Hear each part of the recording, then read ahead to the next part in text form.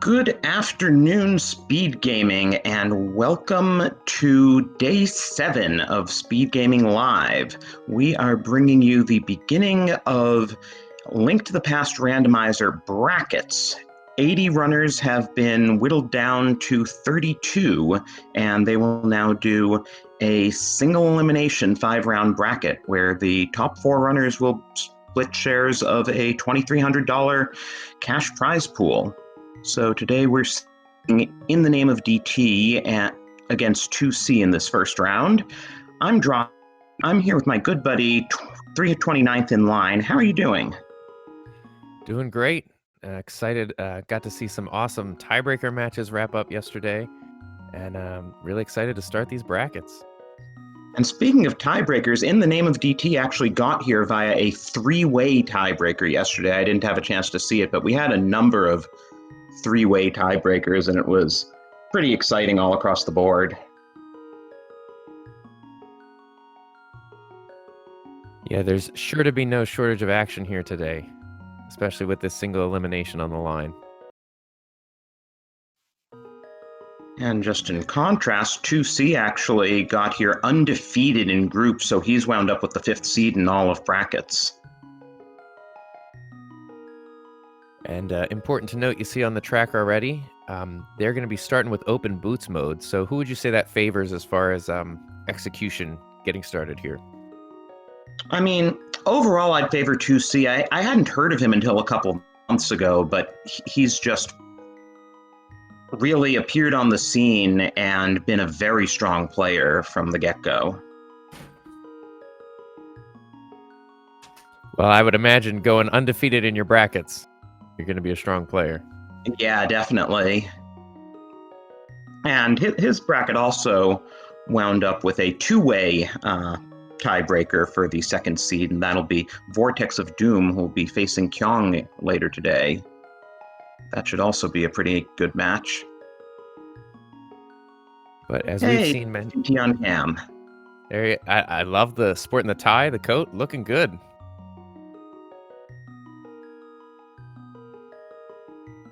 We got underway. Oh, go ahead.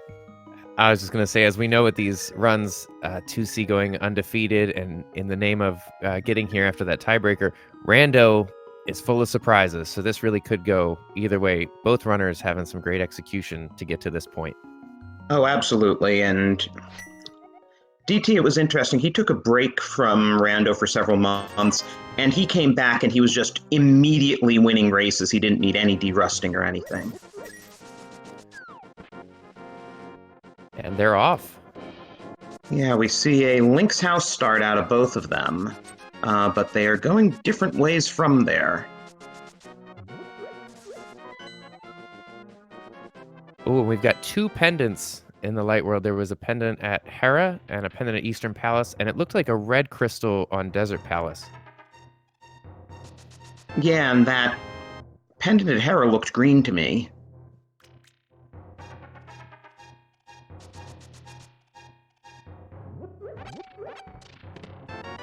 We're grabbing our first sword. Oh, excuse me. We're grabbing our master sword there at just under a minute on TwoC's side. Wow. And DT got blue mail for his trouble, which isn't anything to sneeze at this early in the game.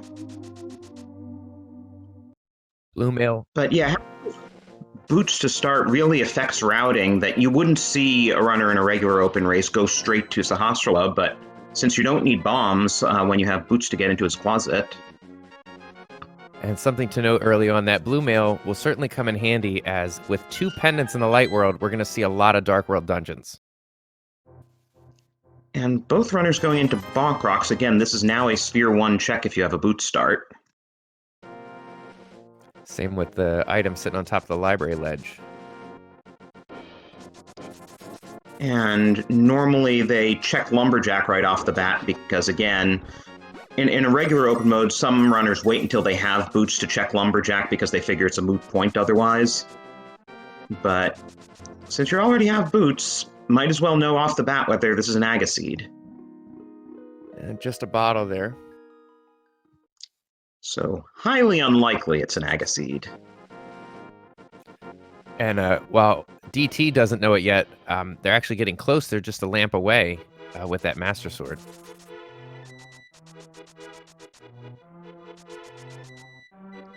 Yeah, we'll see where this seed takes us, especially knowing that almost all of the crystals are in the Dark World this time around. Can confirm green pendant at Hera.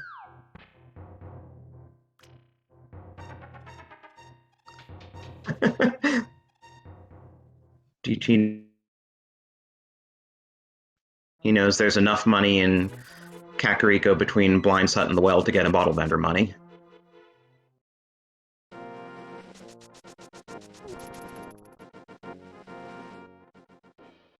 And using the boots to grab that bomb out of the bonk rocks right there.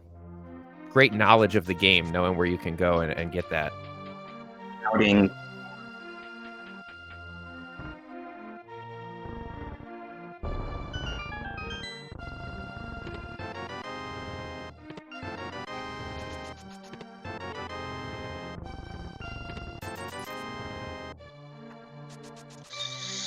So we got some red stuff in the form of a boomerang and the cane. Not cape. Cape, excuse me.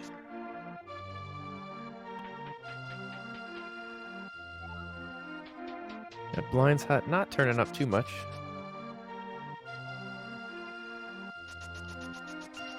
Yeah, the cape is not needed for Aga access since we know that Master Sword's available.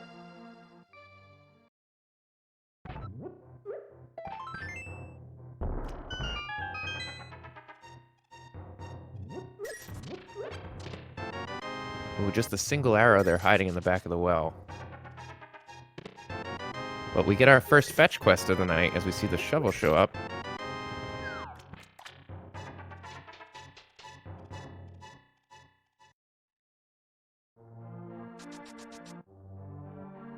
I have no doubt that neither of our runners will put off that shovel too long, as it's coming up pretty early in the game so far, and wouldn't be too bad to route in on your way out of Kakariko.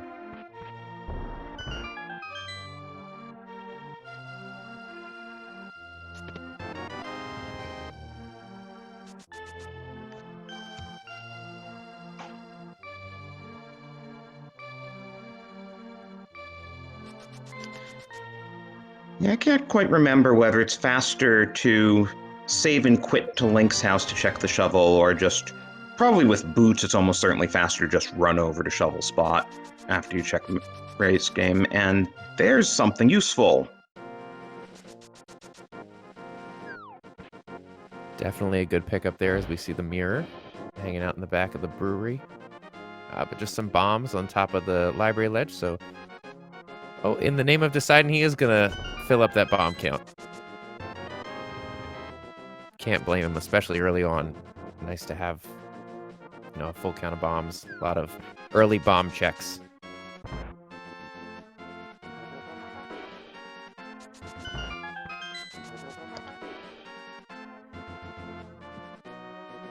And going straight for race game, which is pretty fast with the boots. TwoC's checking it first. DT's gonna be a bit disappointed in that bloopy. Oh yeah, and he didn't get a sword either. So, it's a bit slower for him. And we do see both our runners going for that shovel check, and it's a hammer. Nice.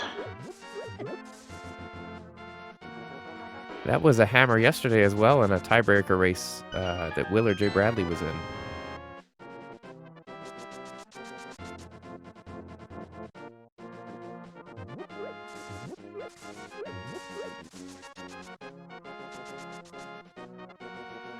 So that means 2/3 of WJPTB, or whatever their letters are, find hammers at Digspot.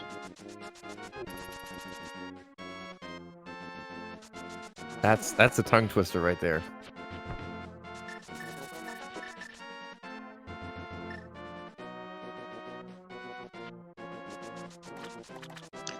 So DT being our first for the South Shore checks. And it looks like possibly with that weapon, between the hammer and the swords, TwoC is going to dig a little deeper into front of escape. whereas DT just grabbed Uncle and chest on his way up there.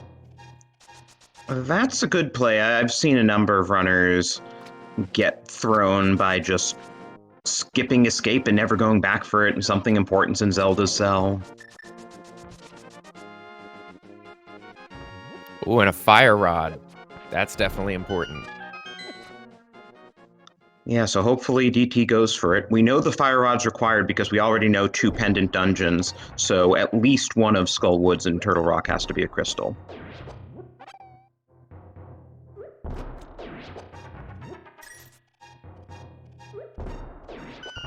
And DT making nice use of those bomb strats to clear out the mini Moldworm cave.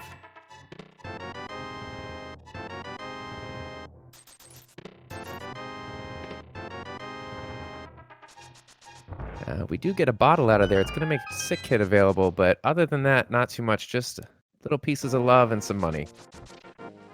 And it confirms that Lumberjack isn't required.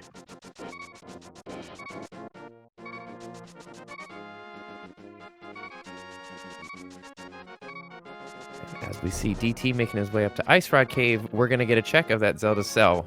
And, oh, something good hiding down there as we get our first lift upgrade. 2C making a good play, taking that early sword and early hammer to go ahead and clear out the front of escape. So yet another open mode where front of escape is absolutely required, and we have to hope DT goes there. I mean, he will eventually because he won't be able to progress without it, but hopefully sooner rather than later. Yeah, and unless he stumbles upon another lift somewhere else, hopefully that brings him. That's one of those early on items you need for a lot of stuff, so hopefully he makes his way over there pretty quick. Oh, and to answer chat, Death Mountain is not in logic. Old Man Cave requires the lamp logically.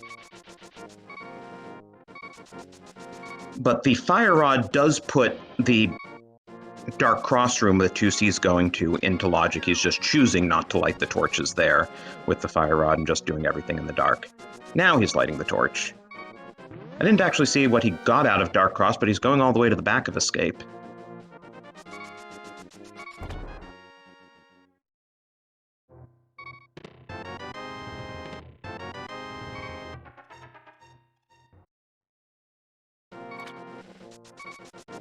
Well, with a stacked front of escape, we see that the back of escape does not have too much to offer us today. And just a vanilla piece of heart on Zora Ledge, and DT not quite at Zora Money, so he's orphaned that.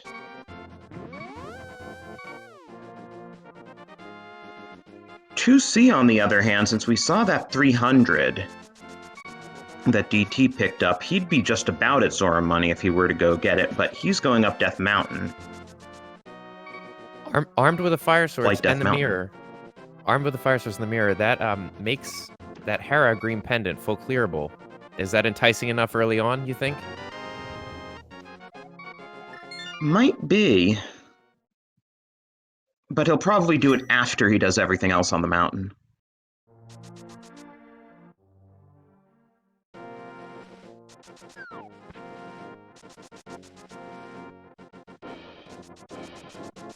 We also know that Spike Cave is in logic. No, it's not, because we still don't have the Moon Pearl. I keep forgetting we don't have the Moon Pearl. If we had the Moon Pearl, Spike Cave would immediately be in logic because we have that cape and we have a bottle. We are getting the Sahasra to play over here from DT. Oh, and taking an unfortunate death on 2C's side. Well, at least he established the old man as a save point. Yeah, it'll be a quick save and restart for him, but DT gonna grab both his swords. You see, love having the webcams for these. You see he's a little frustrated he didn't come here early, but we're just 11 minutes in. Still a great time to find your Master Sword.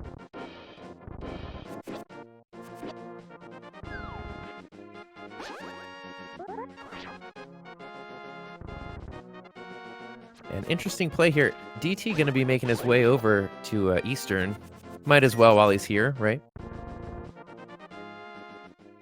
Yeah, that's interesting because he doesn't have the bow pendant. But the front checks are in logic.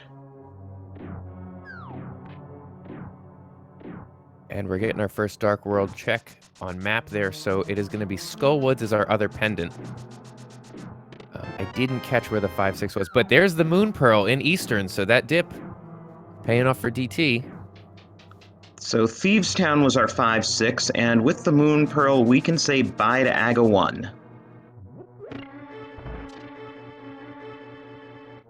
And you have to think, like we talked about in the beginning, with DT, going through the three-way tie and TwoC being undefeated, even though this is a blue pendant, maybe that plays into DT's mind. I'm going to dip here. I'm going to try to take a big gamble, and maybe it'll pay off early on.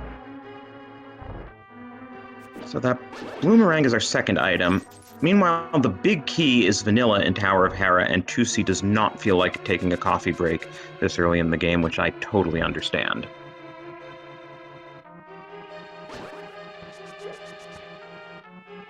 Didn't get a peek at what was on the island there.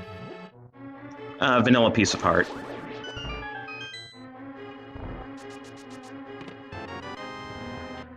And that's a great location for the big key on DT's side. He's going to be able to take that right over to the big chest.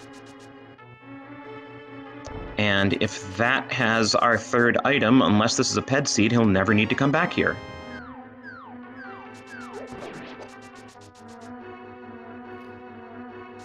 Unfortunately,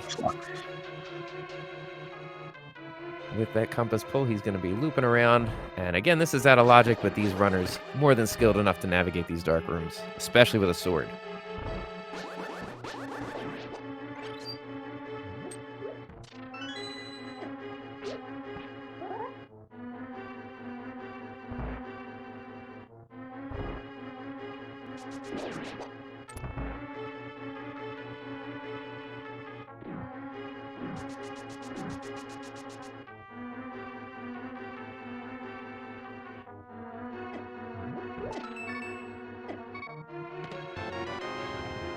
Oh, and that means our third item is going to be on the Armos Knights.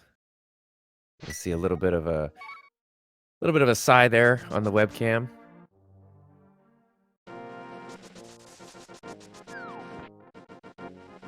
And Paradox Cave turning up a whole lot of nothing today.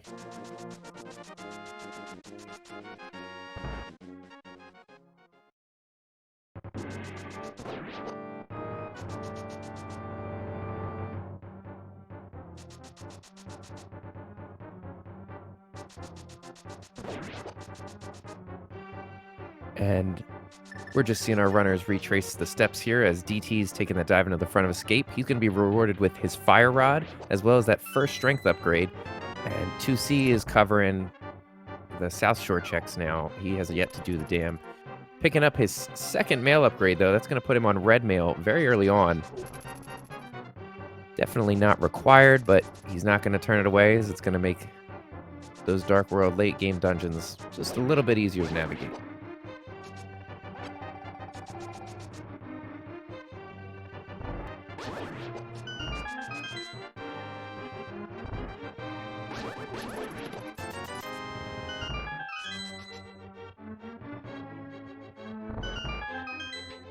And while we're seeing this recap on both sides, a great time to take the opportunity. If you don't follow either of these runners, go ahead and give them a follow.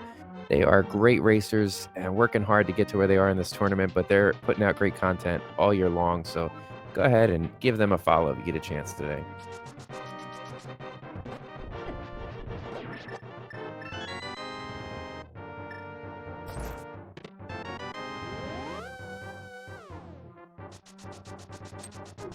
DT taking his gifts that he got all the way to the back. See what the back of our escape sequence has for him today. Unfortunately, we know there's nothing here, but totally good sense of play right now. You know, you've found some items that you've left for a bit. Makes sense to go ahead and take a look.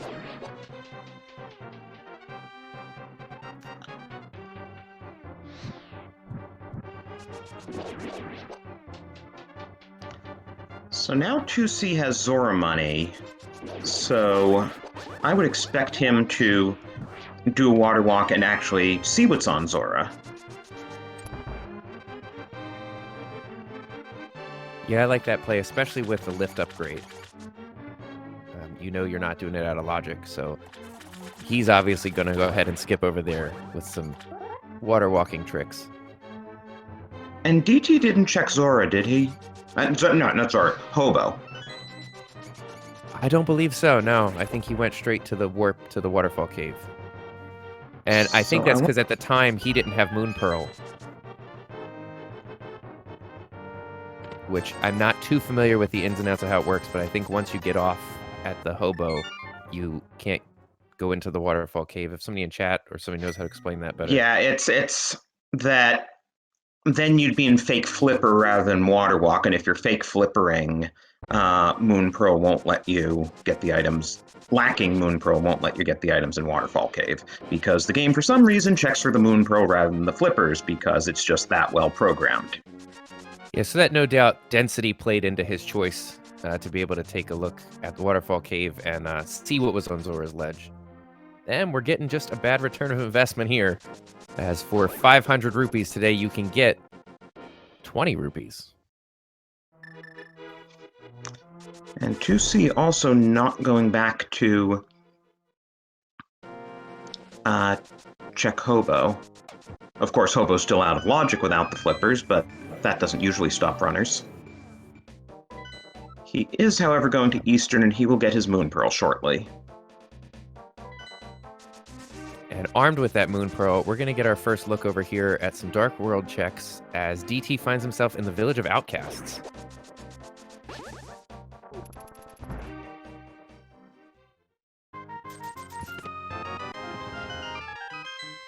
To answer chat, Library and Race were both junk.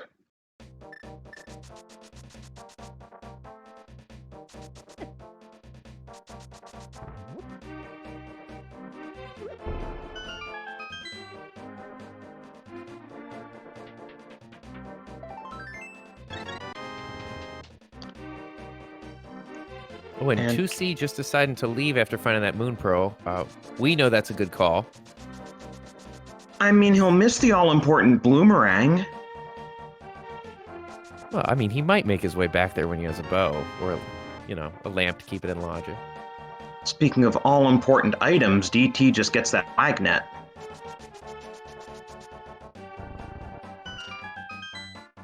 And armed with a hammer, DT's going to be able to full clear Thieves' Town.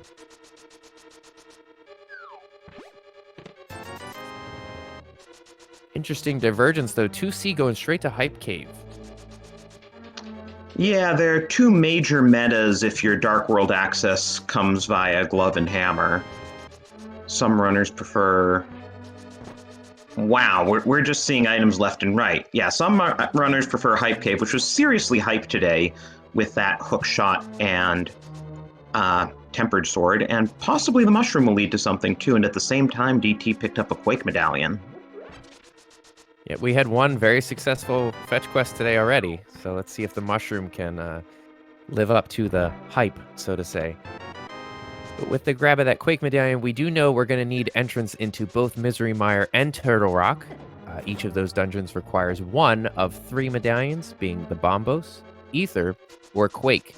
And in this randomizer, it could be any one of the 3. They could both have the same, or they could be 2 different ones, so we'll see if that Quake is required.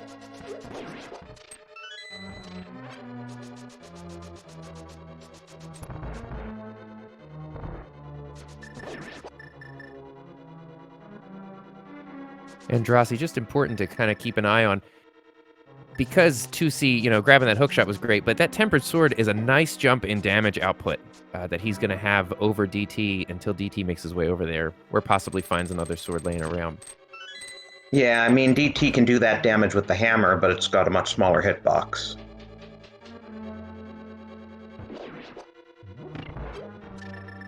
So...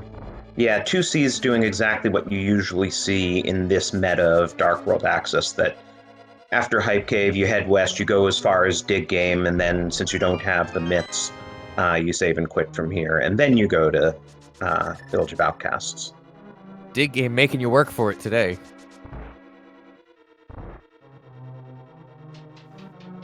That's so many vanilla pieces of heart so far. That one, Zora Ledge, Floating Island, Cave 45.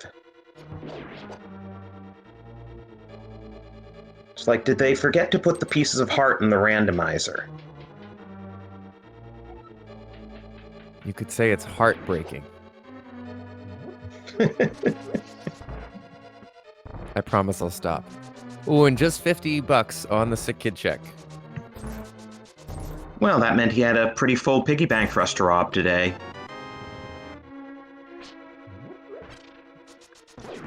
And of course, Blind Cell had to have the key, so we will go over to the big chest here.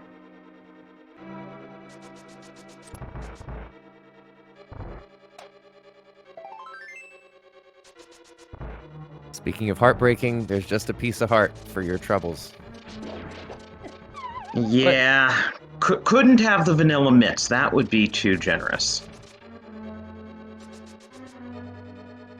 But we see DT taking Blind up to the fight. He's going to be able to draw first blood, as he's going to pick up his first crystal pretty soon here. Yeah, he really has to be careful not to go off script, though, with only 2 hearts. Though it is red mail. He does also have the cane, which give him some protection on maybe that last phase. We'll see what he chooses to do here. Very nice phase 2 down. Sticking to script very well so far. And a beautiful fight on DT's side, as he does indeed, at 23 minutes 36 seconds, take down his first crystal boss. DT in the lead, 1-0. Now, while the runners are in this area, an interesting question is, will they dip Pendant Skull Woods, which has a progression item a lot more often than it has any right to? That's no doubt weighing on their mind, as they are armed with the fire rod, so they can go straight to the back if needed. And with that mirror, they can also do both Graveyard Ledge and King's Tomb, which is where it looks like DT is heading. He's not even checking Bumper Ledge, even though he has the cape.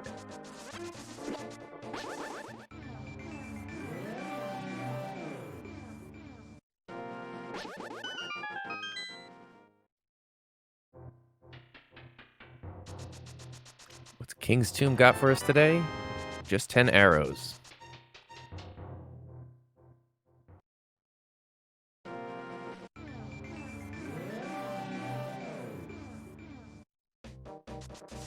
So I wonder if this routing means he's planning to double back to Bumper Ledge and then check the front of Skullwoods, perhaps. Yeah, that seems like a good routing choice, possibly what he's considering. Although what he finds here might change his mind. Oh, and it's just more 10 arrows. In case you didn't miss them at the King's Tomb, here's more.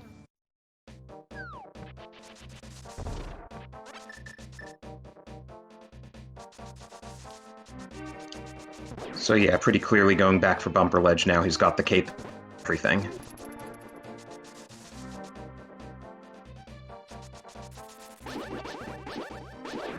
As chat pointing out, gotta have arrows for the bow you haven't found yet. That's just some more money.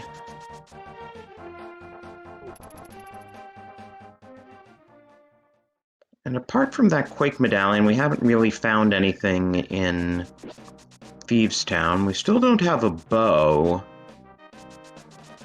So Skull Woods is really our only other full clearable dungeon at this point. I guess there's the Out of Logic Tower of Hera as well.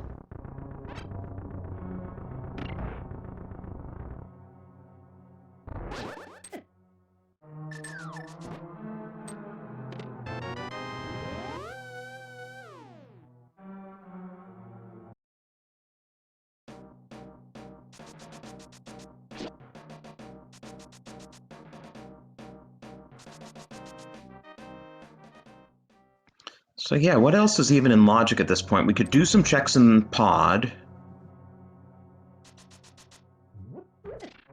Can't get into swamp. There's catfish. There's pyramid ledge. But we are running low on checks. Oh, and of course, good old Aegina, which everyone forgets about, but is Sphere 1. Yeah, I'm gonna lean my money towards that one. Whenever I put it off, there always seems to be something in Ajima's Cave, so I think we might see at least one of our runners make a trip over there soon. Although DT, remember, has to make his way to Hype Cave, so maybe he'll route that whole area in together. He's gonna find his hookshot and his tempered sword there. But we also have that mushroom. We don't know what's on that mushroom. That is also true, and that could be routed in with a catfish check, and in DT's case, since he hasn't done Zora either, he could kind of finish a tour of the world map by winding up there.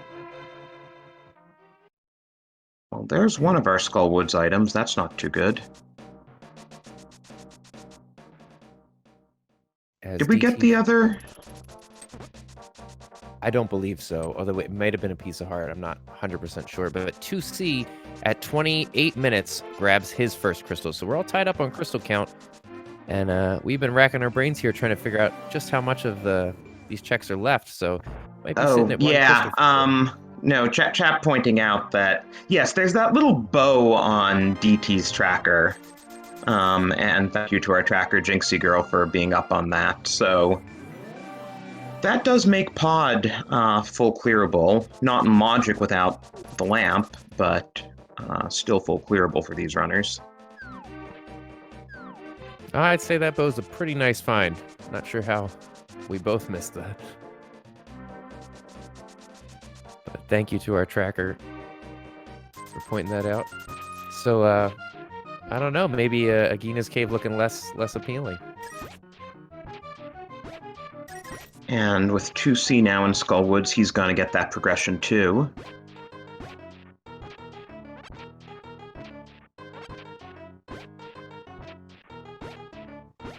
That also means that even though they're technically not in logic without the lamp, we could do all three of our pendant dungeons if we wanted to, and blind pull Ped. I don't think either of our runners is looking to do that. It's just interesting that so many crystal dungeons are unclearable, but all the pendant dungeons are good.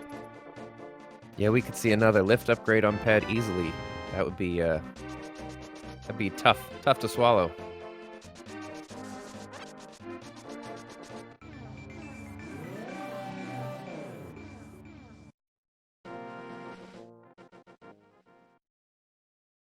Ah, so that's where the bow was.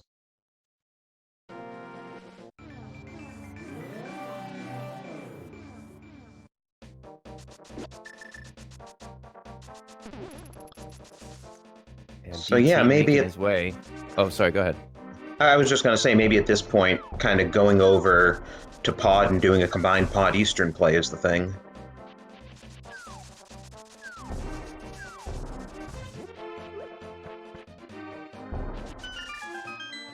Yeah, it certainly has the density in it, and you may find your lamp while you're digging around in Pod 2. And I'm sure DT just really wanted to see that riot shield.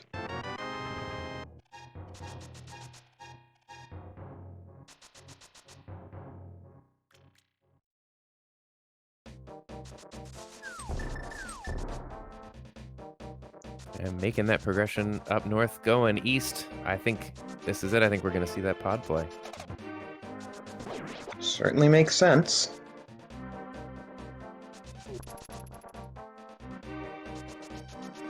And he'll probably afterwards do Pyramid Ledge, Mushroom, Catfish, Zora.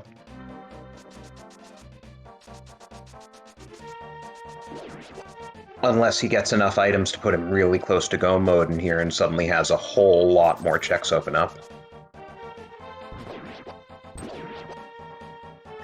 Yeah, well, we know we're still looking for the Ice Rod. We're still looking for the Flute. We're still looking for the Flippers. And we're still looking for the Cane of Samaria. So a few more things that are kind of eluding us right now. And potentially we could need one or two more medallions, too.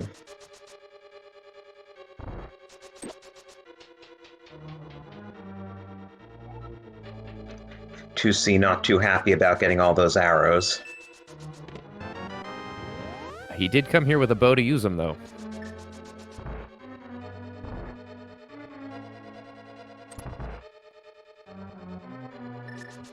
But he's going east. Looks like he wants to kern jump to save time.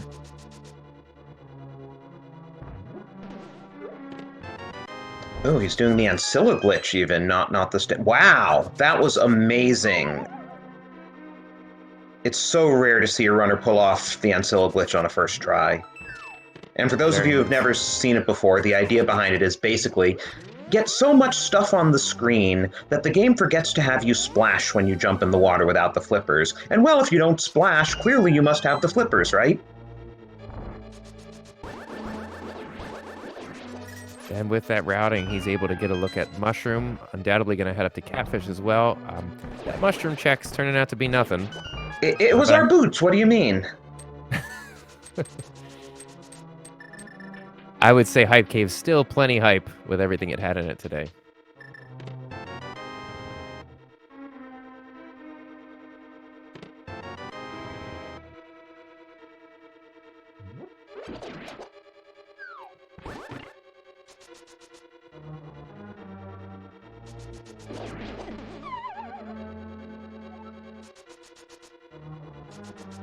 Ooh, and there's going to be the Titan's mitts sitting up top on Catfish.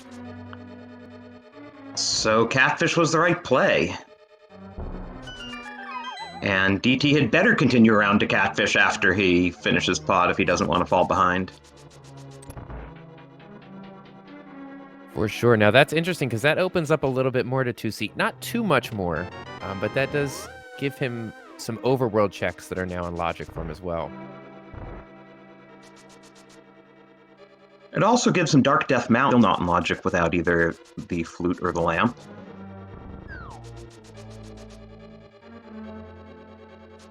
Gonna get a look at this pyramid as well on TwoC's side.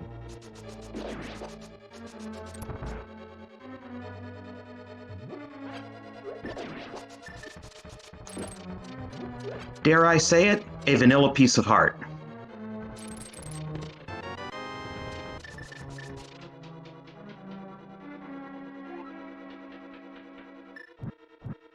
DT going to be doing this dark room with the fire rod, which does put it in logic, as we find our big key down here, as well as another key. So just a pair of keys down here in the basement.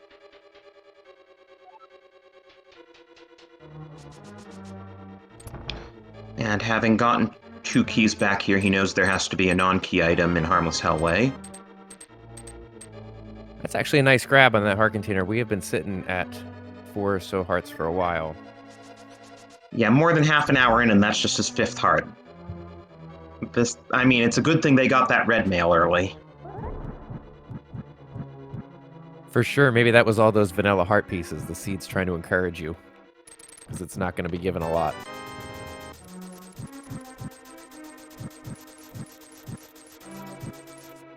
And as TwoC makes his way into Palace of Darkness as well, DT is navigating that dark maze.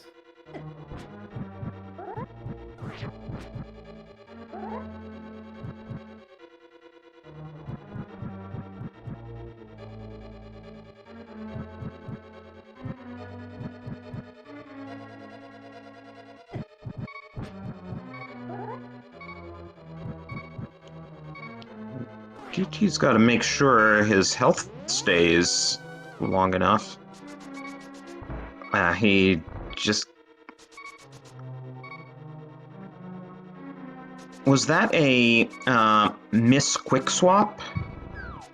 Because if you wanted to go back to the entrance, it would be easier just to death warp and get the health refill.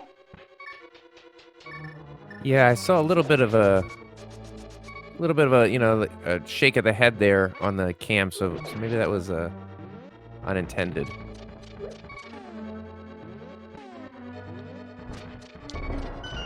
So he is going to try Hammer Yump. He gets Hammer Yump, and there's the Cane of Samaria. Very nice reward for his troubles there. Now with just half a heart, I think he's looking for one more chest here, finds the heart piece, and go ahead. Moves back to the front of the dungeon here.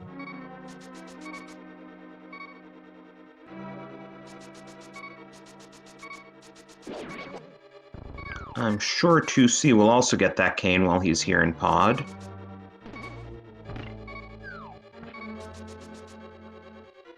So, to the extent that any of this is in logic without the lamp, which it isn't, that could potentially open up Turtle Rock for us.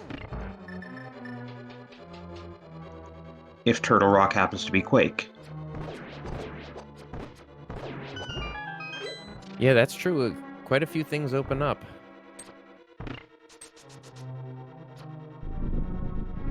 Makes you wonder where that lamp is sitting, though. Or if maybe there's a flute we're missing and there's a lamp somewhere else with access there, too, as well, so... Yeah, I mean... Flute would give us Logical Death Mountain access, but... Dark Maze strictly requires the lamp in logic, so... That cane is officially lamp-locked by logic.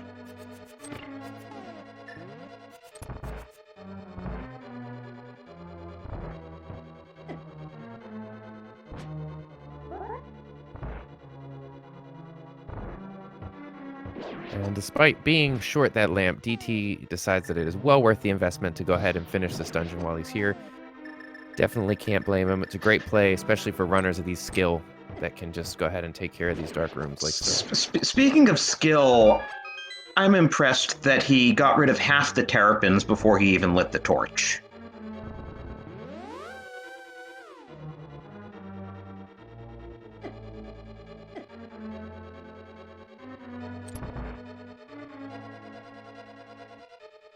So we're hoping as he wraps up his run here through Dark Palace, that he's going to go ahead and grab those mitts which were on Catfish. We're thinking that might be the route he's taken. But we'll see. Yeah, because without those mitts, Samaria doesn't give him any progression, so he hasn't found any progression in Pod.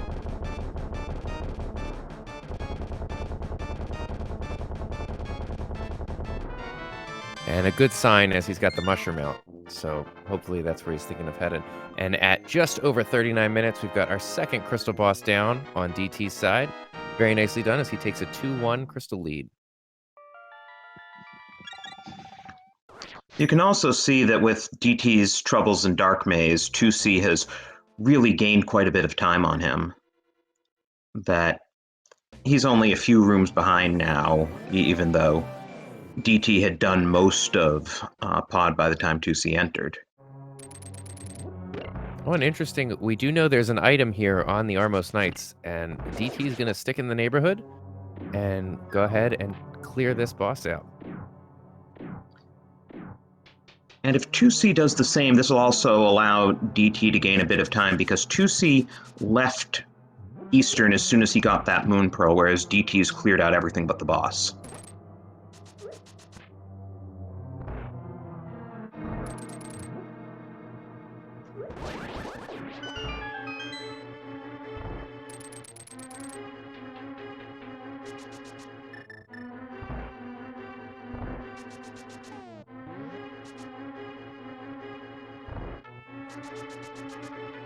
And I see chat saying they, some people not agreeing with this Eastern Palace plate. We've seen a lot of good stuff on pendant bosses in these races this last week, so I definitely can't blame him for just taking the time. He knows there's something on this boss. And honestly, there are still quite a few things that could be on Ped. Yeah, that's true. He also doesn't have the knowledge of the second lift upgrade, which in his mind could still be on that pedestal. So there goes Dino Kitty for 2C.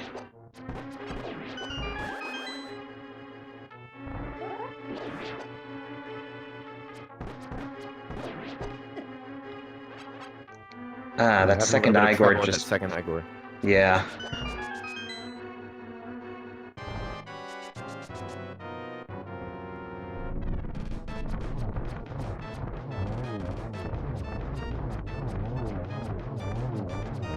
Executing the Armos Knights quite well. Oh, but we just see 10 arrows on the pendant today. Doesn't mean that Ped doesn't have something, so we may not know the full gravity of this play, but as we're looking at it right now, not paying off just yet.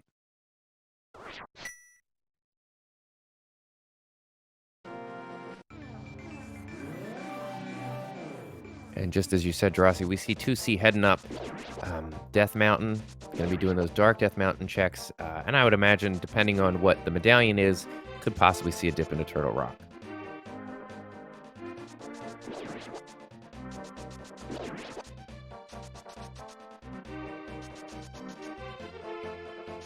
Oh, and with that hook shot, he's now going to do Harapot so that he doesn't have to take the coffee break for the big key, of course. If something's in that big chest, that could make a difference. And we have seen races in this tournament where a runner missed an important item in Hera Big Chest because they left the big key in the basement there.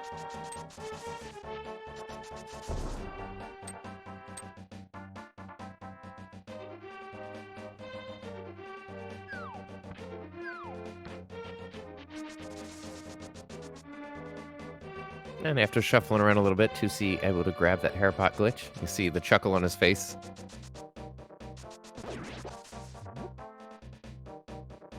There's one item. And as 2C's making that climb up Terra, you love to see it. DT right in the neighborhood of where he needs to be. Going to hopefully finish this routing through. I can't imagine that he wouldn't go all the way up. He's here.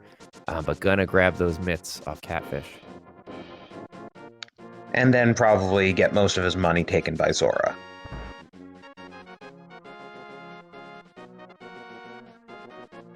A nice Moldorm there. Oh, Ooh. wow. And as we said a second ago, there have been a lot of good things on pendant bosses in these runs the last couple of days. So grabbing the flippers off Moldorm, definitely required. Gonna get us into Swamp Palace. And that's gotta feel like a good play.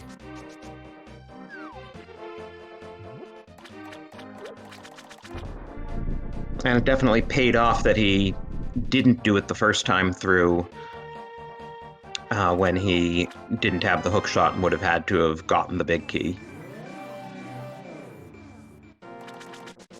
Meanwhile, there were DT's mitts.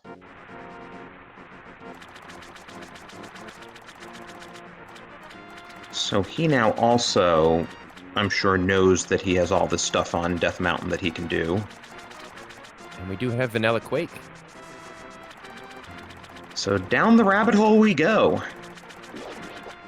Probably gonna do the overworld checks first. I don't know. Would you say with the flippers available now, do you maybe put off Turtle Rock a little longer? Or do you dip in here while you can? The thing is, the Ice Rod could, of course, be anywhere, and we still need that flute. And you're already here.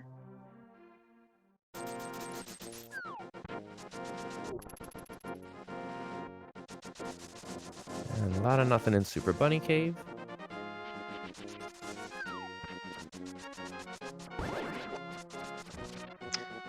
Oh, is DT gonna do Hobo now?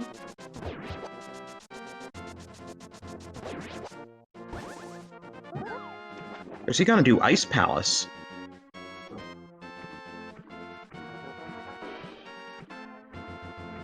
And if he makes his, yes, looks like what he's doing. If he makes his way in here, we know this is in Logic. Because the flippers... Or no, we're still a lamp away from knowing it's in Logic. But we do know that the flippers are on Moldorm. And meanwhile, 2C got his second coin in Hookshot Cave. That was the only item of interest there. We may or may not need it for Meyer.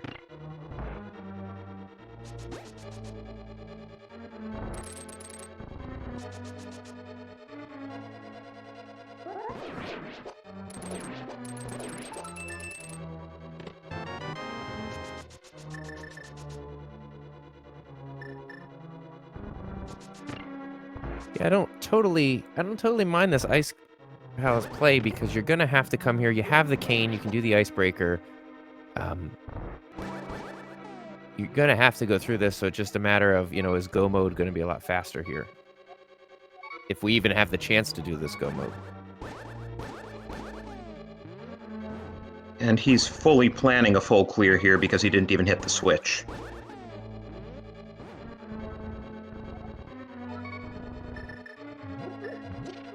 Very nicely done.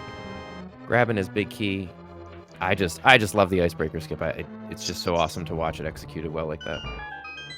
Someone forgot to randomize Ice Palace, though. We've seen a vanilla compass and a vanilla big key.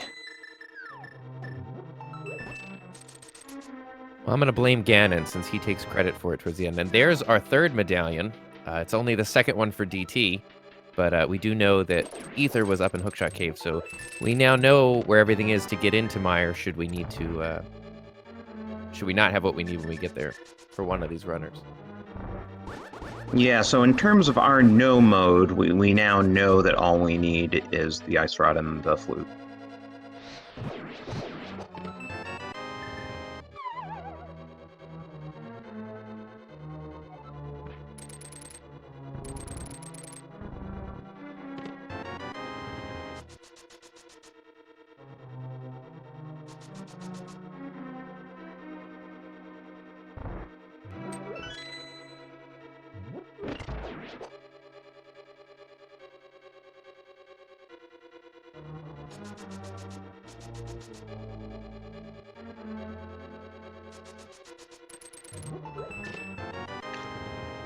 Okay!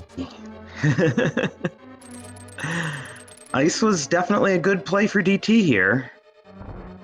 Just as you say flute, it appears on screen. Little commentator blessing there, Drossi. I try my best. Well, no doubt DT's happy to pull that flute out of Ice Palace.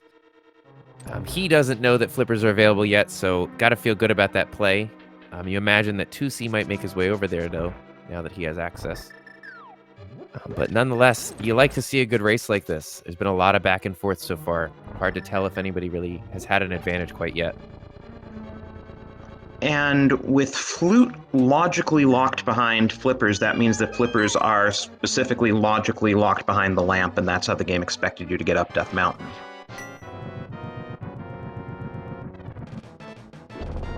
So the lamp's probably in Aegina because that's the only, like, early sphere location we haven't seen.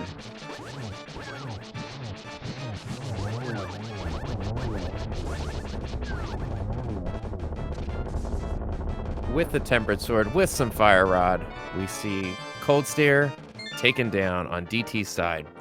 Very happy, I'm sure, that he made that play, as he not only grabs his third crystal of the match, but he also walks out of here with a much-needed flute.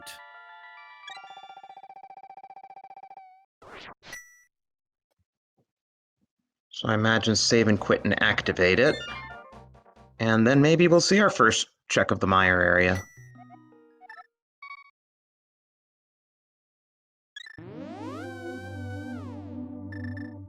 If you're DT, you hope that medallion is Bombos that you just grabbed, or Quake as well, you've had it for a while. But if you're TwoC, you're hoping that that's Ether, because that's going to give you a chance to make a little bit of progress in that deficit there.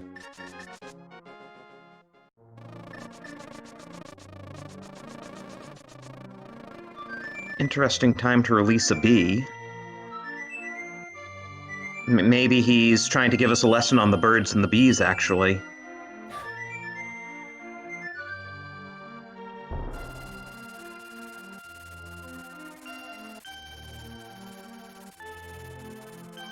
Well, no doubt he's just happy to be able to move around this map a little quicker. And we're getting some laser bridge checks.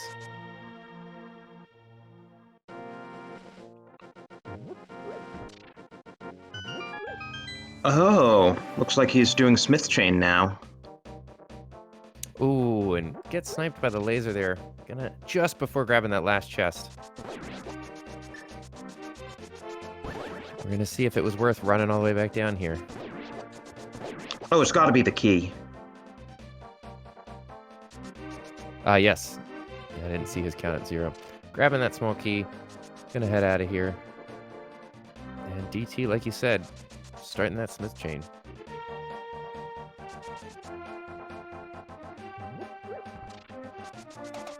So we are officially, though the runners don't know it yet, in Ice Rod Hunt mode.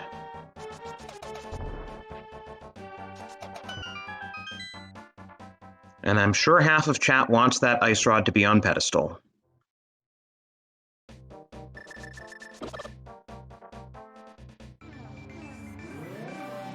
We find ourselves in this ice rod hunt all too often, as this is one of the few items that only has one requirement in the game. So it can be just about anywhere except on that Trinex fight.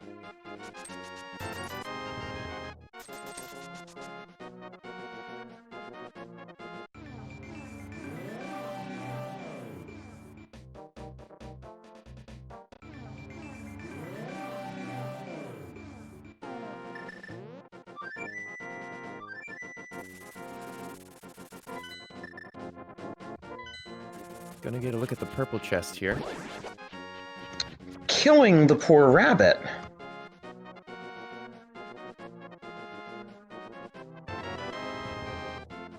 Oh, and there's the lamp. I So was Drosy, not expecting that. want to walk me through that that logic? That's a lot of back and forth.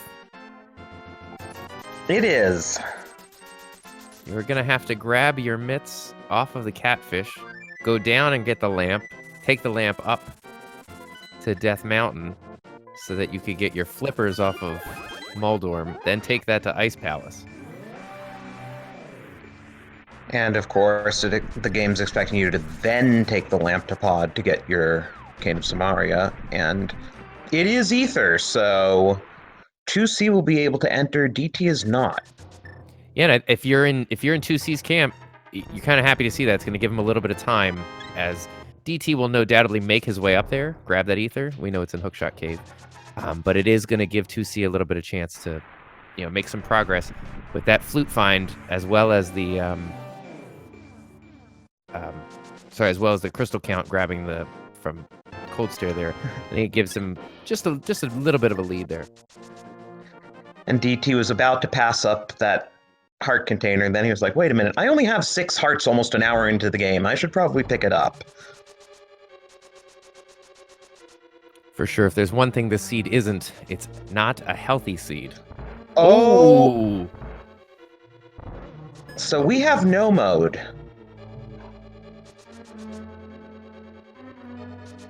That's right, down there in Swamp Palace, we make the pull for the Ice Rod. So unfortunately, chat, Ped is dead today.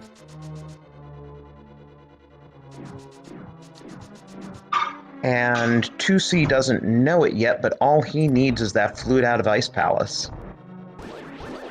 DT still needs the flippers and Ether and Ice Rod. Yeah, and as we were just saying a second ago about how fast the leads shift in these, I think that's a little more in 2C's favor. You could imagine that he knows Ice Palace is available to him, whereas Pendant Tower of Hera may not feel as appealing to DT. It's going to drive him further away from that flipper-locked Ice Rod. The immediate question for 2C is, does he go back into Swamp after he beats Argus? Because he doesn't know there's nothing, but we know it saves some time if he doesn't.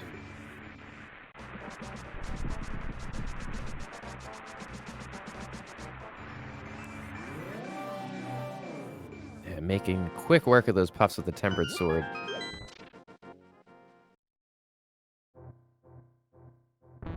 Oh, and not what DT wants to see. Magic Powder may drive him just towards another fetch quest that we know is going to turn up nothing. I mean, with so few heart containers, it's nice to have that as a safety on the GT climb, though. That's true, and they did pick up the net.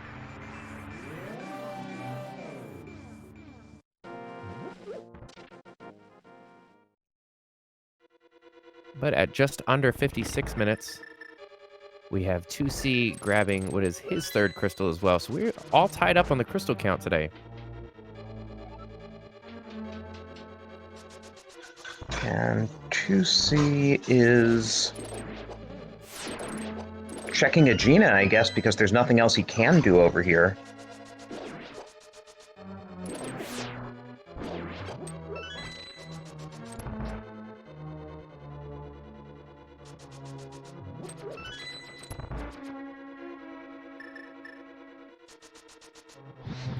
I mean, we know this is going to turn out nothing, but I don't mind, where his head's at. This has been available for a long time. Is this going to put everything back into logic or something? But he just finds $300 for his trouble. So he's restarting from Link's house. I wonder if he will head over to Ice Palace.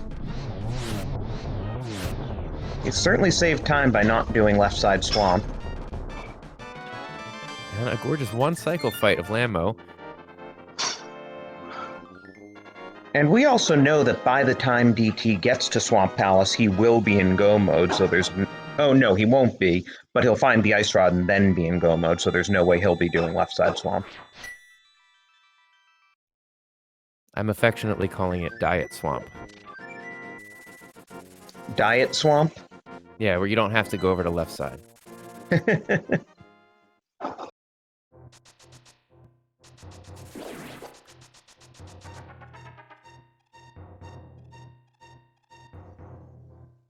So at nearly the hour mark, DT makes his first trip of the game to Death Mountain.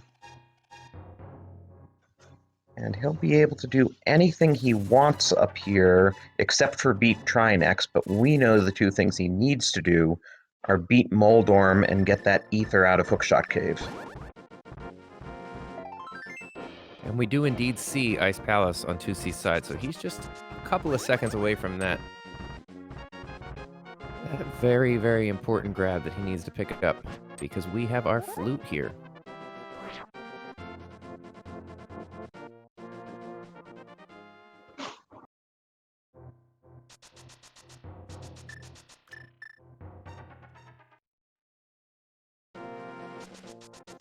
Where was the flute? Iced tea room?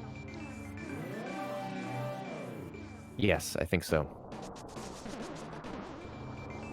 So still another couple minutes before he gets it.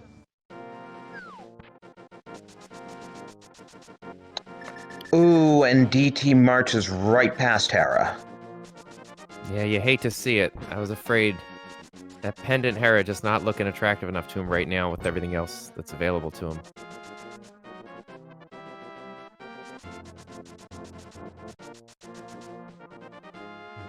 But while he's up here, he may decide to, loop back around. We'll see. He does have the spawn point as well.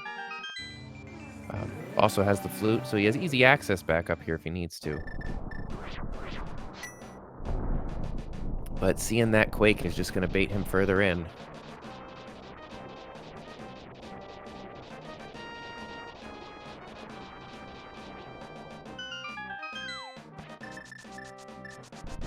So Drossi, he's going over to Hookshot Cave. He's going to find his ether. Do you think that that pulls you away to Meyer?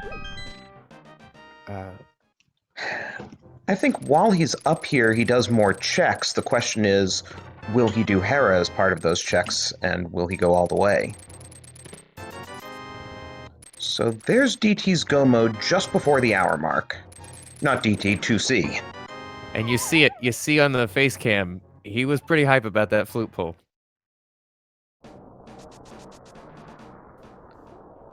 So he'll drop down to Cold Stare. Well, not drop down from here because, like DT, he's doing this the sort of vanilla way, except that, he did Icebreaker.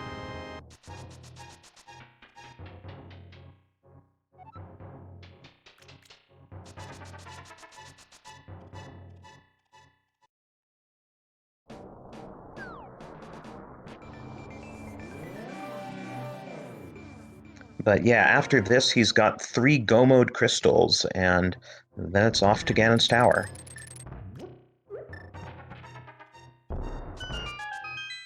Now, he does have the advantage. He wasn't here. DT wasn't on Death Mountain yet, so flipping over to do these Light World East Death Mountain checks, maybe it'll push him. Maybe it'll push him into Hera.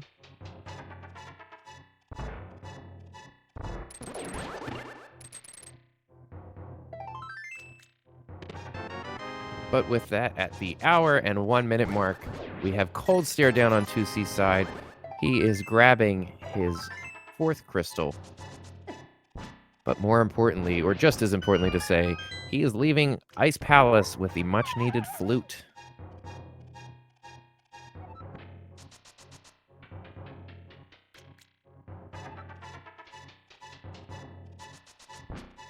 Wonder if he'll bother checking Meyer Shed looking for, the silvers.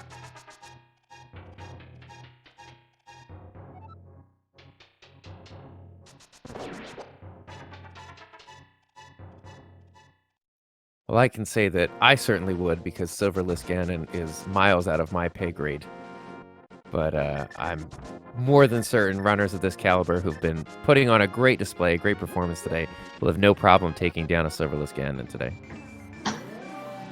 Yeah, the absolute top runners, though, Silverless Untempered, cost them about 25 extra seconds, and your typical very good runner, we're talking about a 45 to 50 second time savings. So they could, do slightly out of their way checks to find silvers. They're certainly not going to go very far out of their way. And as we expected, taking that flute straight to activating it, getting his ride over to 6, he's going to be going into Misery Mire. And Drosy doesn't look like he's going to make the stop.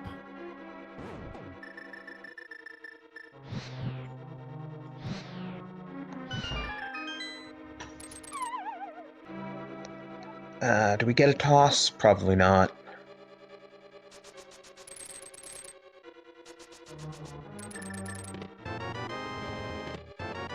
And we do indeed have the Turtle Rock dip on DT's side.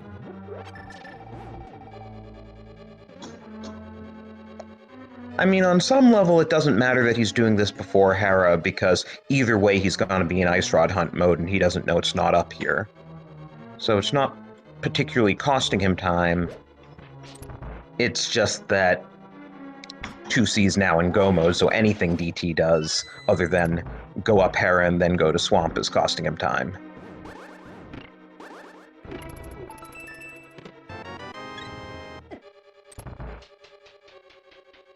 Yeah, and we did see TwoC make a full dive of this dungeon as well, so it would have been a nice thing for DT to make up a little bit of time had he been able to skip this and come back here with the Ice Rod.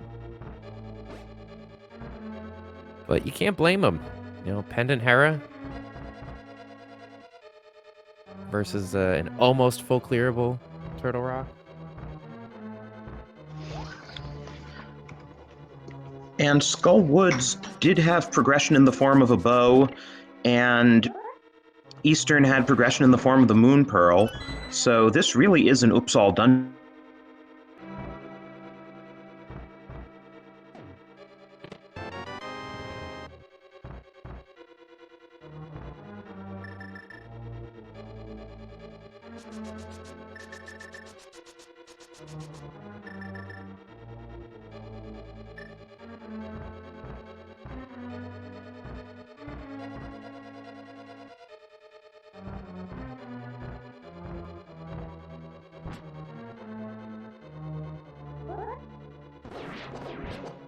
And while these runners are going through these checks, this is a good time to remind you to give them a follow. They are both great runners. They're in the top 32 here in this tournament.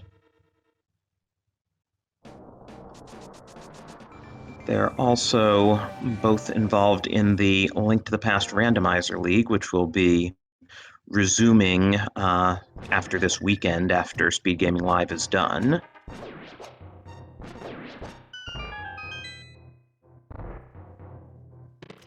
There's our big key and compass chest and mire, so we don't have to do the cutscene.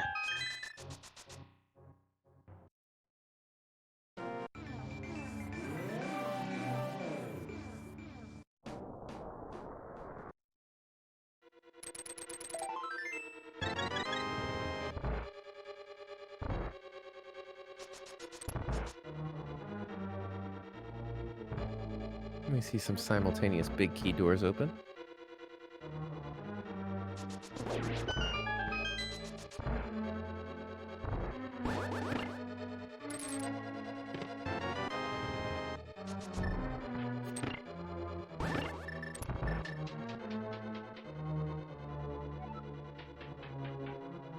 Yeah, you like to see a race where the lead is hard to call and it's flipping back and forth, but as we see here with TwoC in Go mode, making good progress through Mire right now.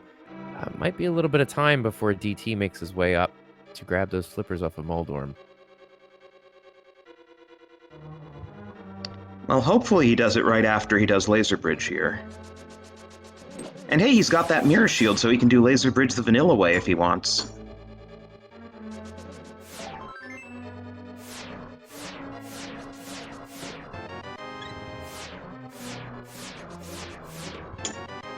Now he's doing it the speedrun way, and very deftly at that.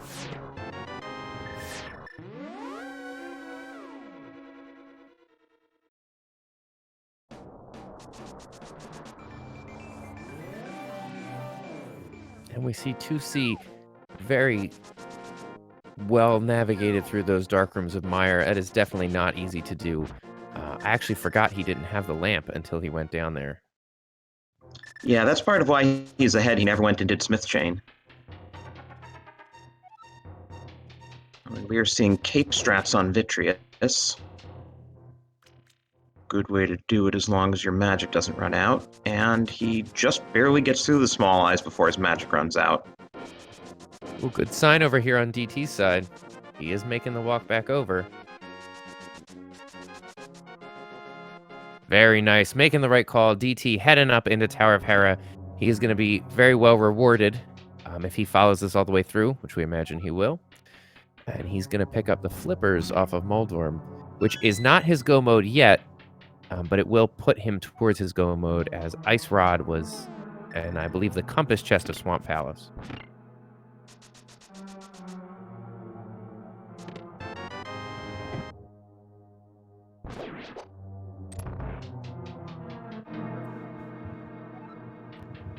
TwoC's really happy about that crystal. He was just standing there for a while.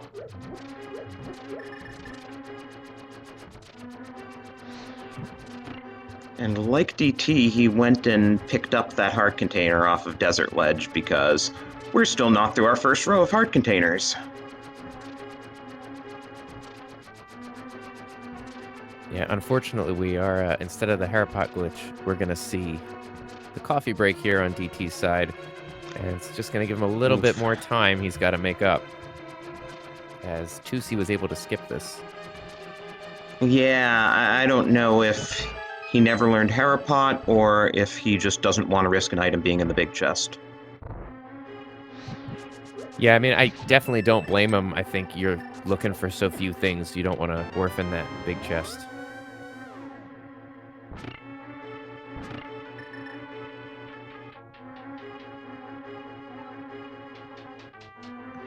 TwoC go-moding Desert after his big key. He's just going straight to the back.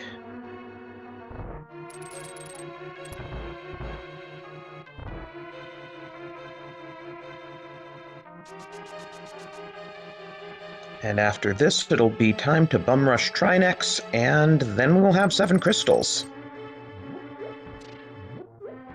It was a little slow going in the beginning, but then it certainly opened up, and TwoC has been very effectively on a crystal rush for the last little bit.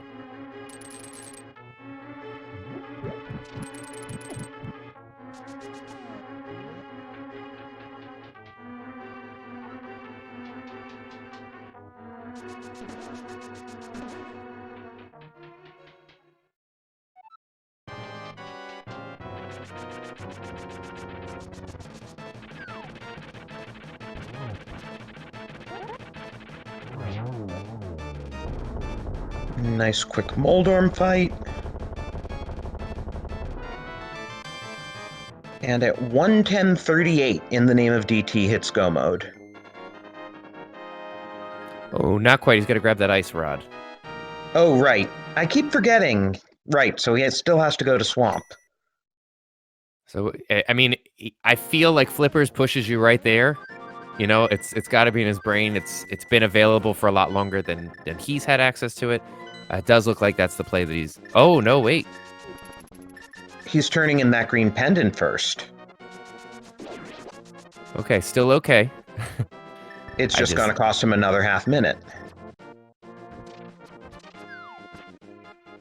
And with that potion, or with that heart count, as we were talking about, you're seeing TwoC grabbing some potions. And that green pendant not turning out to be much, just a little bit of cash reward. Maybe if Sahasrahla would put up a, missing green pendant, reward $20, we could know to avoid it. Yeah, wouldn't it be nice if Sahasrara, kind of like the tablets, told you what he was going to give you? I'm saying just find a telephone pole somewhere and staple a little poster to it. But with that, he does make the swamp play. He is going to be rewarded with his ice rod and go mode shortly. So he's effectively a swamp and a mire behind TwoC at this point.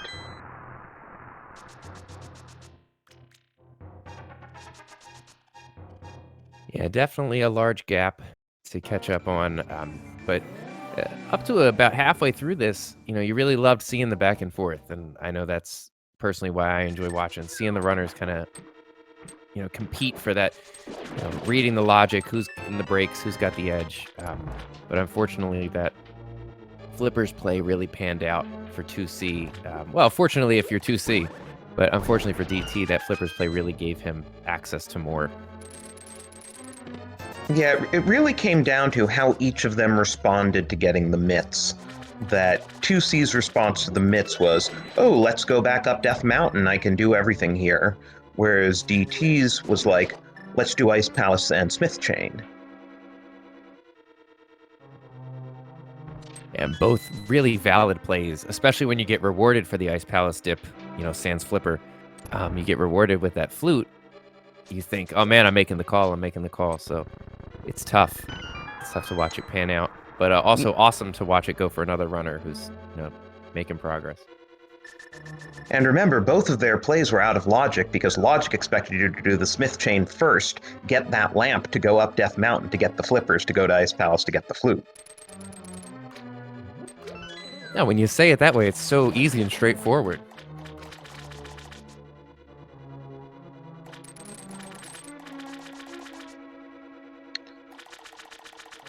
But here's DT's go mode incoming.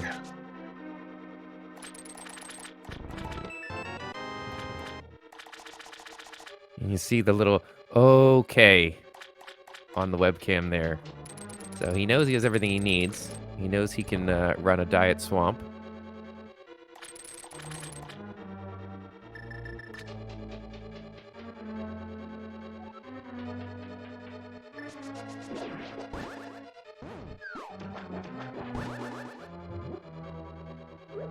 And TwoC never made his way to the lamp in this run, so he's just navigating all the dark rooms today. And you get the sense that DT knows a little bit that he might be behind because he skipped those 2 diver down chests and is skipping the waterfall chest too.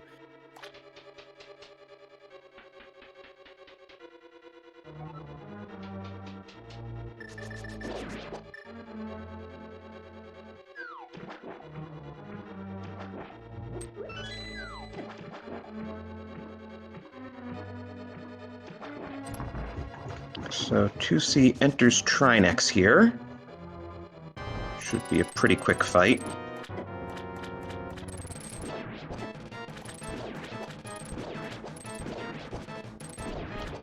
Ooh, that ice head gets away from him a bit.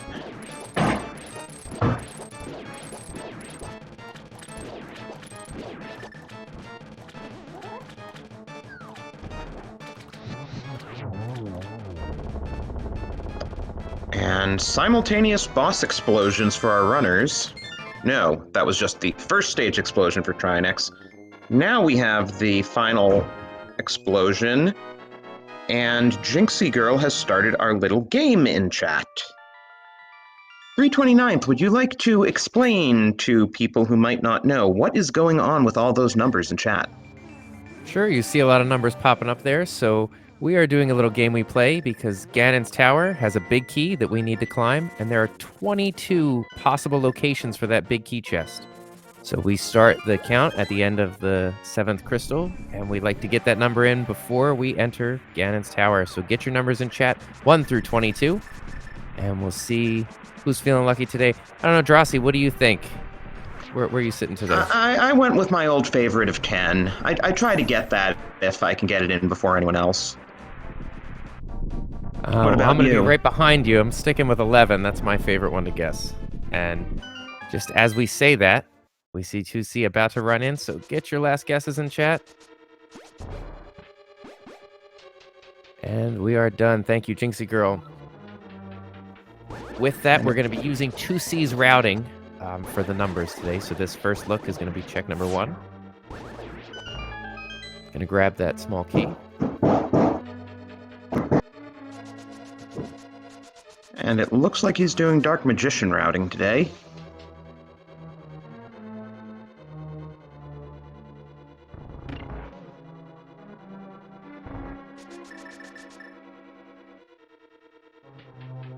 Both 2 and 3, just $20.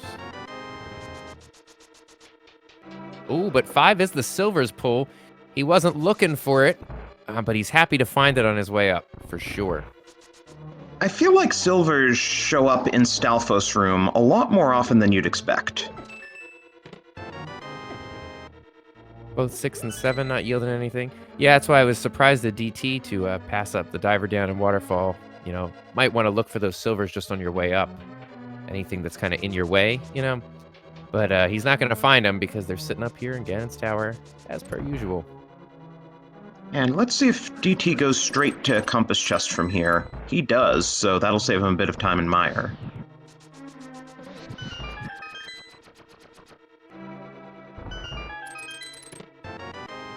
You have to appreciate the execution of these runners because when they do hit go mode, it's almost blink and you miss the dungeon. They make such great progress getting through this. And there's half magic, so he's really getting all the safeties here, at least the ones we haven't seen.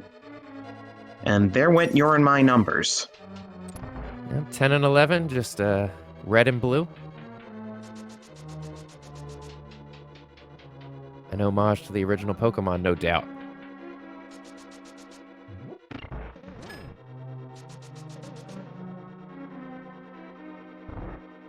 That means chest number 12 is going to be the Firebar room.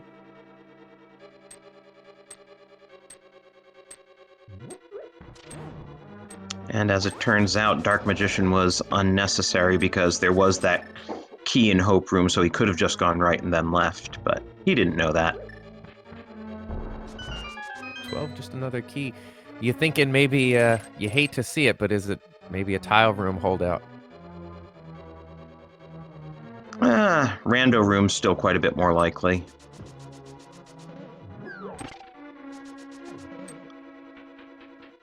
I actually picked 10 because it should be the first chest in Rando Room, but with more and more runners doing Dark Magician, it often winds up in Compass Room.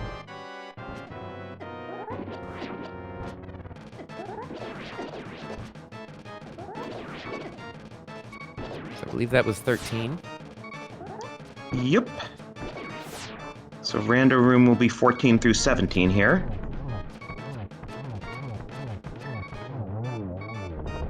And as we enter the Rando Room on 2C's side, we've got Vitreous down on DT's side.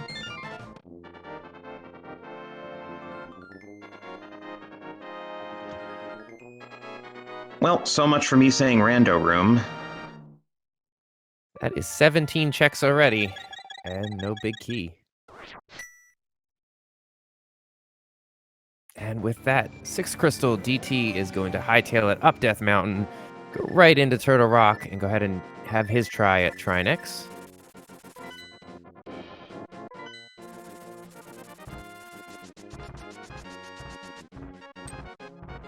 Yeah, as chat points out, true Dark Magician strats is going full right after Compass Room, but you never see anyone do that these days. 18 not yielding anything, so we're going to get another Armos fight. This one a bit slicker than the first one. He's slipping around on ice. But which makes those silvers sure useful. Indeed, happy to have silvers for an Armos fight, always. So we've got 19 coming up. Nothing in 20. Oh, there we go. Avoids tile room with a pull of 21. That back right key in the Armos Knights room. And congratulations, Azure Nightfall. And the huge number of other players who also guessed 21. That was a popular chests today. I guess the blackjack chest is the way to go. Oh, and I see Bot's got some leaderboard posted up there. Congratulations again for those correct guesses. And as we begin that climb up through the gauntlet of Ganon's Tower, we've got DT making some progress in Turtle Rock.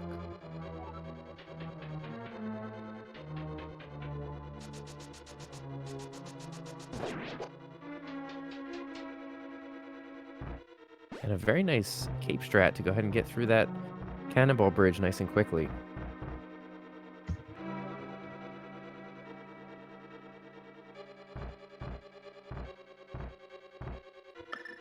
And I'm seeing in chat that since, as we discussed, Dark Magician route is the one that goes full right, we have apparently named the route that TwoC took after Fear Agent. So, congratulations, Fear Agent.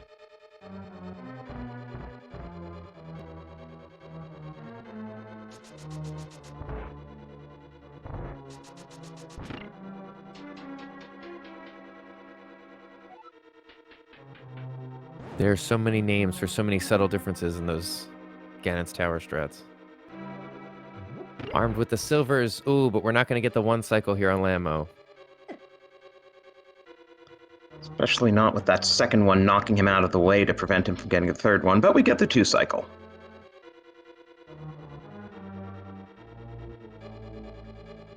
And DT actually has light in that Samaria block maze.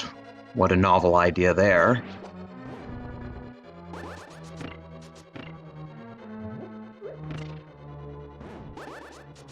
Ooh, but doesn't quite get the double hit in time.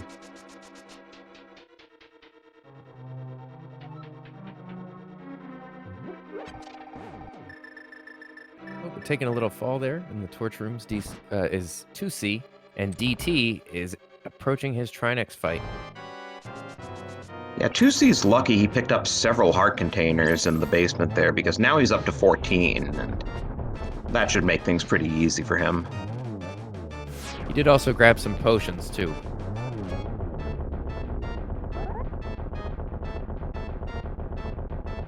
And we're going to skip these chests because we don't need anything to go ahead and finish this seed out effectively. And that was a very fast Trinex fight for DT.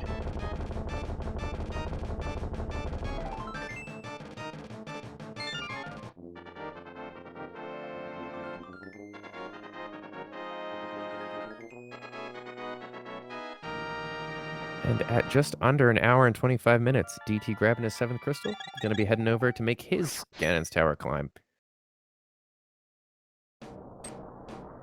And a very nice Moldorm 2 kill on 2C's side. Yeah, these have been well-behaved Moldorms today. Our runners haven't gotten trolled at all by them.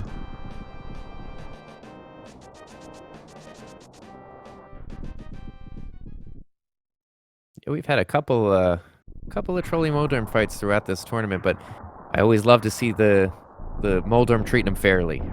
You know, he's not going to knock one runner off, he doesn't do the other, and if a runner takes a fall, I've been noticing that the opponent usually does too. So Moldorm playing fair today. I wonder if that was a single or a double. I couldn't see whether they hit too close to each other. It appeared to be a double.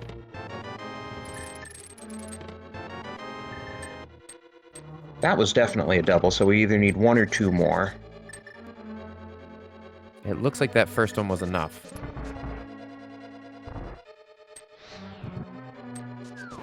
So we're looking at a 2-1-2-1 there. Meanwhile, maybe DT will go full right here and save himself some time, though it would mean not getting the silvers.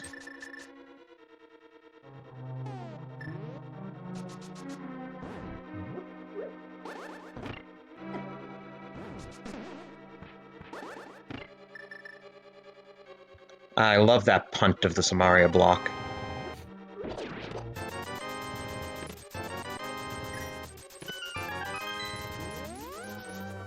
Ganon's telling us about hot air balloons today. Nice positioning for getting the 1-on-1 here.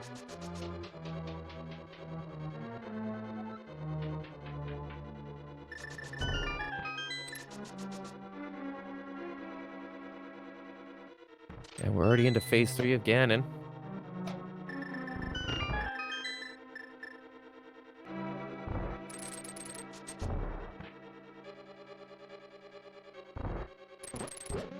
So DT will be picking up his silvers right as 2C takes out his silvers.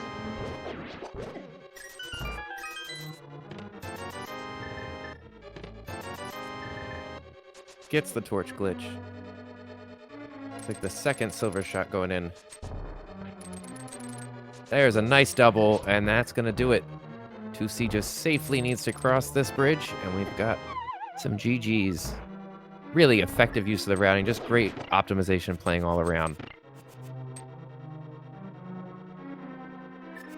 Yes, indeed, get your GGs in chat, as 2C is going to be the winner of this race. And he's crossed with an official race time of 7:42. So for all that running around, it's still a sub 130 seed. And he is sure breathing some sighs of relief there.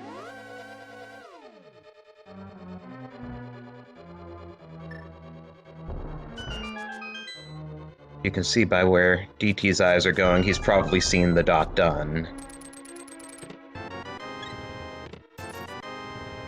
Yeah, not what he's hoping to see, but definitely a great effort, well fought, hard work, and I'm going to give him best dressed for this run, no matter what the outcome was. And that looks like a forfeit on his side. I don't blame him. He still doesn't have the big key. He probably doesn't want to, keep searching for it at this point and then have to climb the tower. But yes, indeed. Let's see what the status is for interviews.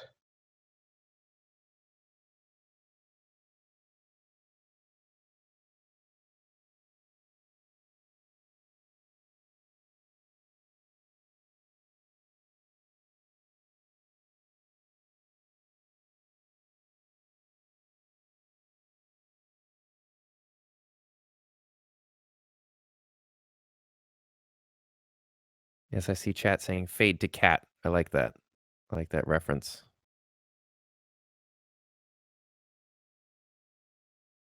And I think while we're waiting to see we progress, we'll sure we'll be trying to get these runners in for an interview. If you join late or however, just getting to watch this race, I think it really does come down to what you said, Drossi.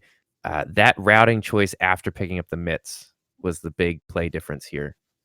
And we have TwoC in here with us, and he can discuss his post-mitts routing with us. So GG's, first of all. GG's. Oh, thanks. Thank you. What's up, everyone? You guys can hear me, right? You're a bit soft, but we can hear you. Oh, okay.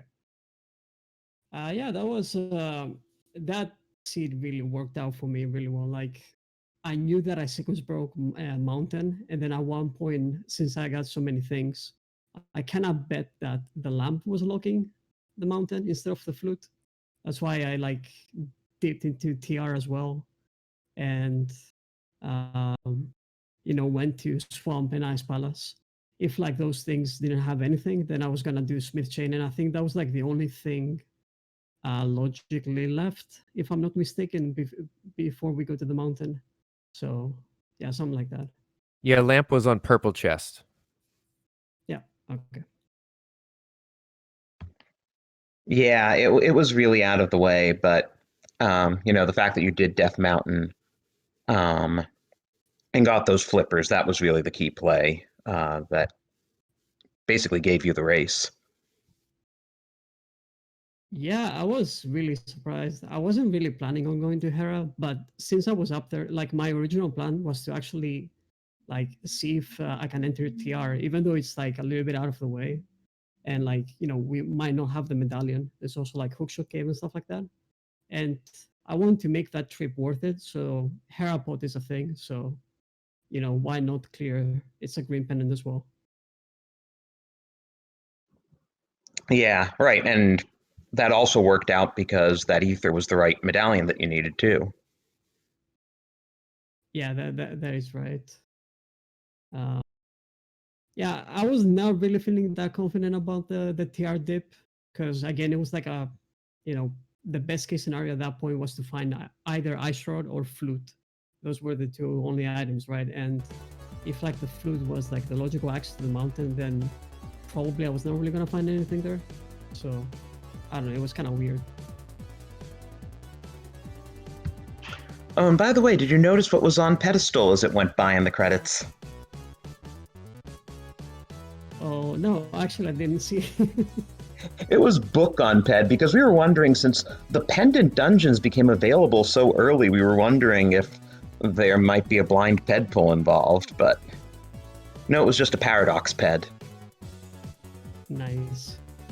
That is a really good planto item to give access to like desert or something if it's like a crystal. Yeah, even though that ped pull. Yeah, sorry. Oh no, go ahead. No, I was just like making planto jokes. It's fine. I was gonna say, even though that ped pull wasn't required, it was in all dungeons. You had to make that dip into 2 of them and actually clear Hera. So. Yeah, that is right. I was not really feeling that confident going into Skywoods. I usually like tend to skip it, but at that point we didn't really have a lot of stuff. And then as soon as I found the bow, I was like, okay, I might as well do Graveyard Legend to, you know, Anchilla, to Catfish. I was really surprised that Catfish had mates. That was really, really nice.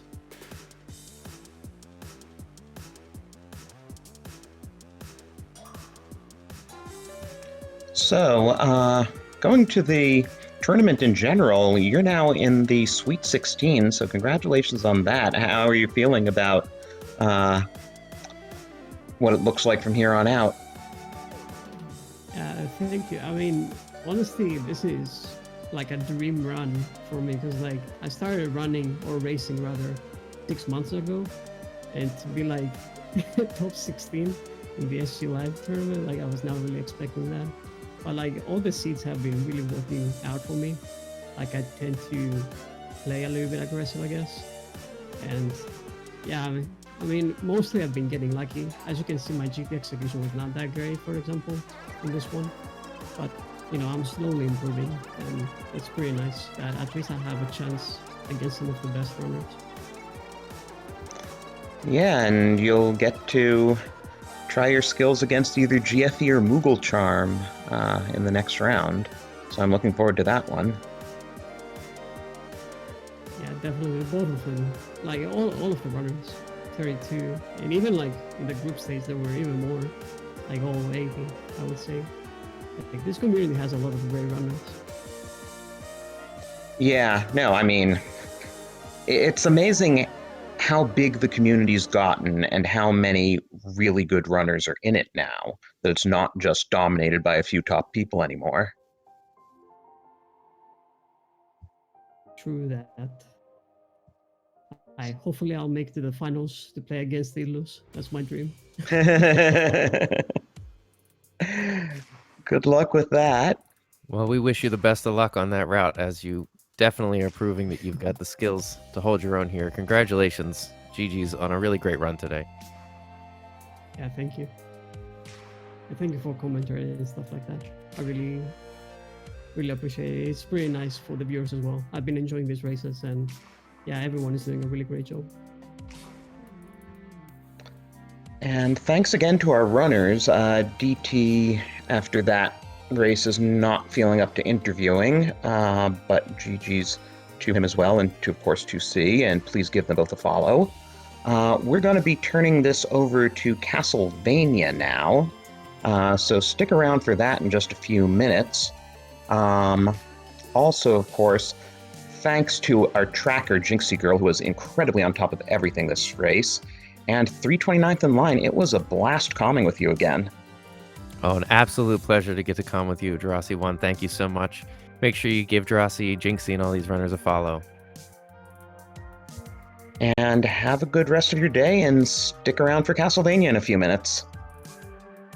GG's. Good night, everyone.